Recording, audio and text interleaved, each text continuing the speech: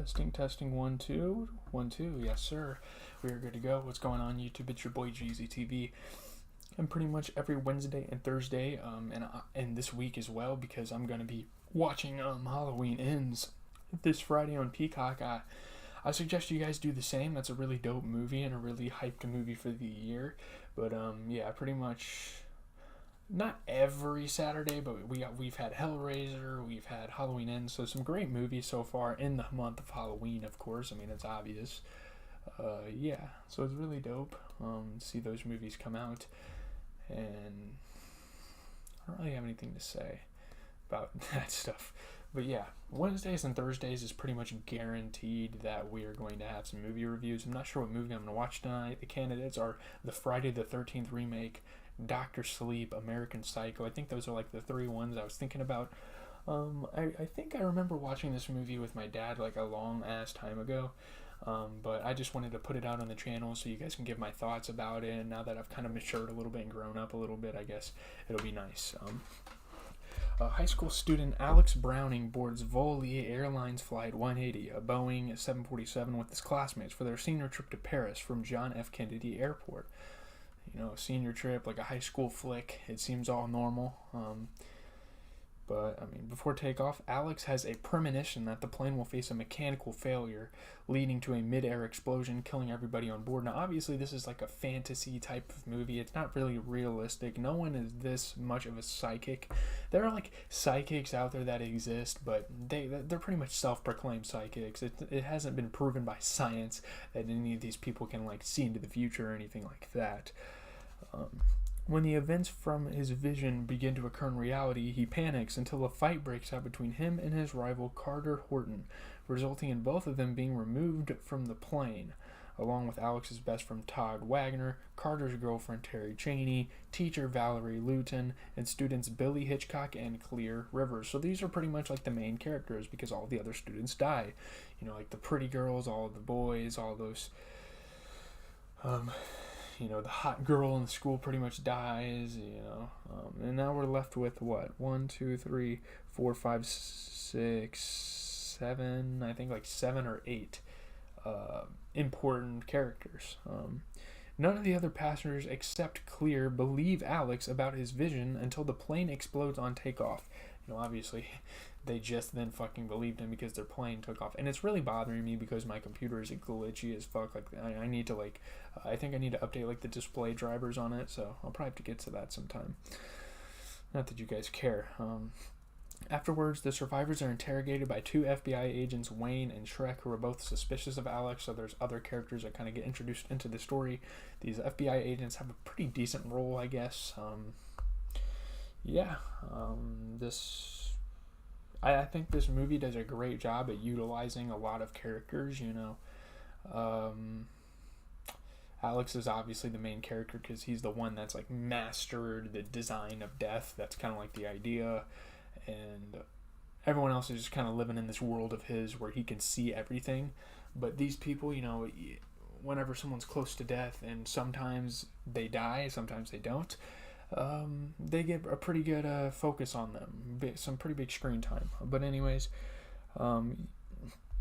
obviously the FBI agents think that since he saw a premonition and that he's like, the plane's gonna explode, get down, that he possibly caused it, which is stupid. He's a high school student. Why would he blow up his own plane?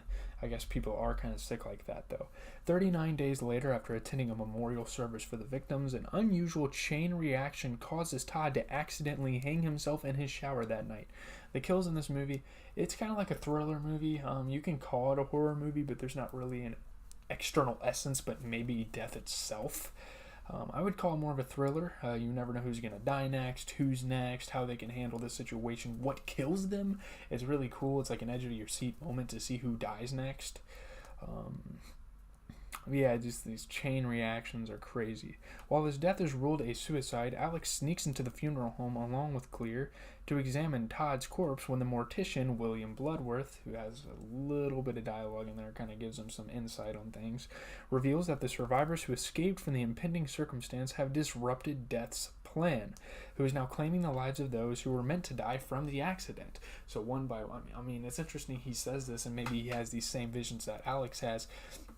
But pretty much the people that survived the flight, Death is going one by one and taking these people out in ways unexpected. And you know you're next, but you still sometimes can't prevent the way you die. And, the survivors, Alex sees these visions.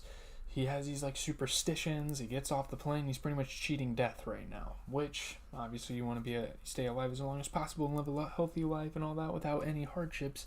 But sometimes you gotta succumb to things and go with the flow, and obviously Alex disrupted that, so he's now in a world of hurt and a world of guilt for others.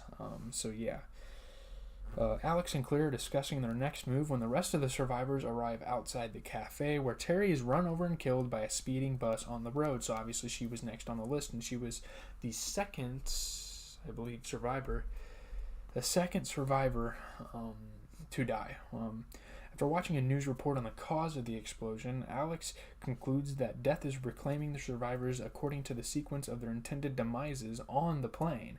So, the explosion had, a blast path, and they were, showing diagrams and stuff like this, and he realized that Death is going through. First person that should have died is going to die now.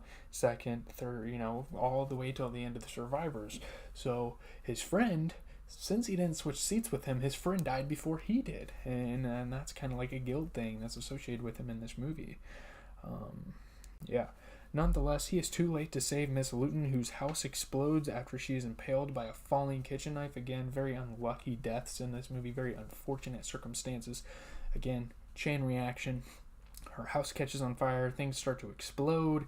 She goes to grab a towel to wipe the blood off her chest, and she put the towel on the cutlery board, I think is what they call it, the knife stand, rips it, the knives fall, one of the knives impales her on the chest. And yeah, you gotta watch it till you really get the picture. Maybe watch highlights of it, I don't know. Carter, who is next, is enraged over Terry's loss and stops his car on a train crossing, attempting to die on his own terms, pretty much commit suicide. But no, you gotta let it happen naturally. You gotta let death take you. That's kind of the idea. You're cheating death, pretty much is what he's doing there. While the others escape, he changes his mind at the last minute, but his seatbelt jam is no, I want to be alive. And unfortunately, death takes over. It's look, we're going to trap you in this fucking car now, even if you change your mind. You put yourself in this situation. Just with the towel and the knives. Miss Luton put herself in that situation. What else? The leaking toilet. What's his face put himself in that situation? Alex manages to save him just before the car is smashed by an oncoming train that knocks a shrapnel from the wreckage into the air, decapitating Billy. Again, another unlucky, unfortunate, circumstantial, coincidental death. I mean, the deaths are crazy and so creative that these writers and stuff came up with this. Alex learns that because he intervened in Carter's death, it skipped to the next person afterwards, and literally right afterwards. The consequence of him saving him from the train is that this shrapnel just happened to have enough force to fly out of the train and cut Billy's head off. Right? The next day, while hiding out in a fortified cabin, Alex recalls having changed his seats with two classmates in his premonition and realizes that Claire is actually next and that he must save her. He must start heading over to her house because it's coming really soon. Death acts really quickly on these people. It's probably within weeks, maybe even a week, after the memorial and people started dying. He rushes to her house to save her while being pursued by Wayne and Shrek, trying to stop him, trying to kind of interrogate him. Are you behind all these deaths? Because he has handprints on a bloody knife at Miss Luton's house. What else? He was at the scene where Billy got decapitated. He was at the scene where Terry got killed. So, yeah, he's looking really guilty right now.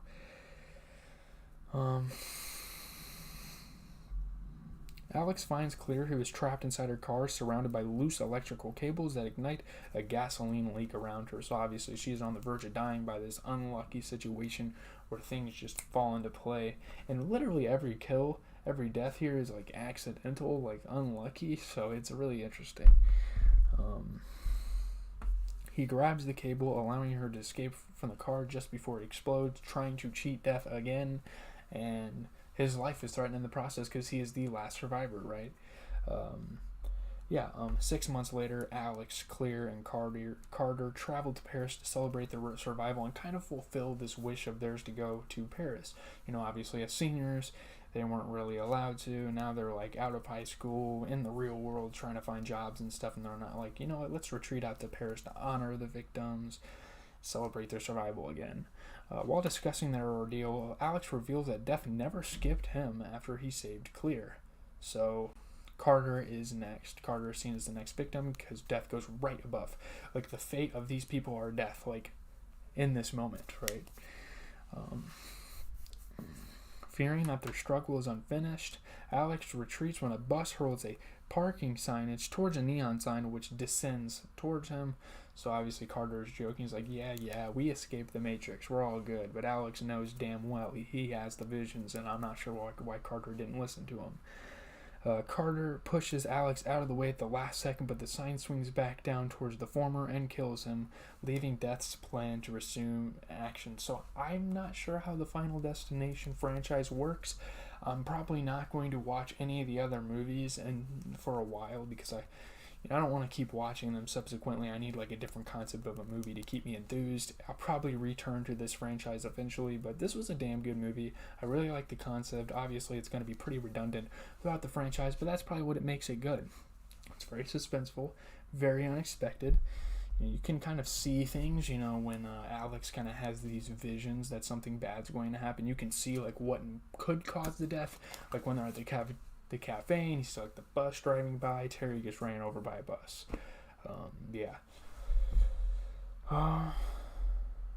Rotten Tomatoes gave it a 35%, 4.8 out of 10. Despite a panel of X-Files alums to the helm and a promising premise, flighty performances and poor execution keep Final Destination from ever taking off. 3.6 out of 10 on Metacritic. People don't like Final Destination, I suppose. 28 reviews, generally unfavorable reviews. 15 movies the critics got wrong. Exactly. Yes, that's damn right.